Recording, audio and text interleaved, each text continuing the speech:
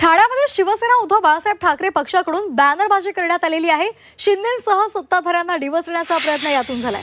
बॅनरवर महायुतीच्या नेत्यांच्या जुन्या वक्तव्याचा संदर्भ देण्यात आलाय। ये डर अच्छा लगा अशी बॅनरबाजी सध्या आपल्याला ठाण्यामध्ये पाहायला मिळते। ठाणे शहरामधल्या 3 हात नाका या परिसरामध्ये ठाकरेंच्या कार्यकर्त्यांनी ही बॅनरबाजी केलेली आहे। ये डर अच्छा लगा अशी ही बॅनरबाजी आहे असा आशय आपल्याला या बॅनर्सवर पाहायला मिळतोय। याचा आढावा घेतला आमचे प्रतिनिधी शुभम कोळी यांनी। पाहूयात।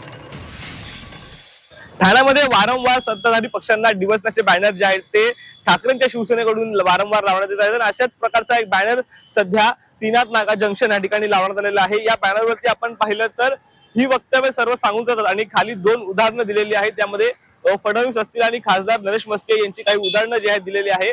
आणि ये डर अच्छा लगा, ईडी सीबीआई चुनाव आयोग पोस्ट तरी सारी हो पर जंजीर में जकड़ा हुआ राजा अब भी सब पे भारी हो असा बॅनर जो आहे या ठिकाणी लावण्यात आलेला आहे। या बॅनर प्रामुख्याने पाहिलं तर ठाकरेंचे शिवसेनेचे जे कार्यकर्ते आहेत त्यांच्याकडून लावलेला आहे। परंतु या बॅनरवरती जे आहे ते सर्वच जे विरोधी पक्षातील नेते आहेत, वरिष्ठ नेते आहेत, ठाण्यातील नेते आहेत त्यांचे देखील फोटो लावलेले आहेत। याच कारणामुळे आपण पाहतो अनेक चर्चा सध्या ठाणे शहरामध्ये रंगताना दिसून येत आहेत।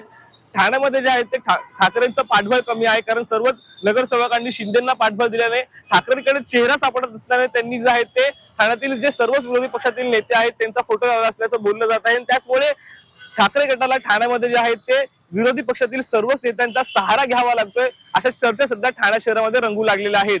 शुभम कोळी, झी मीडिया, ठाणे।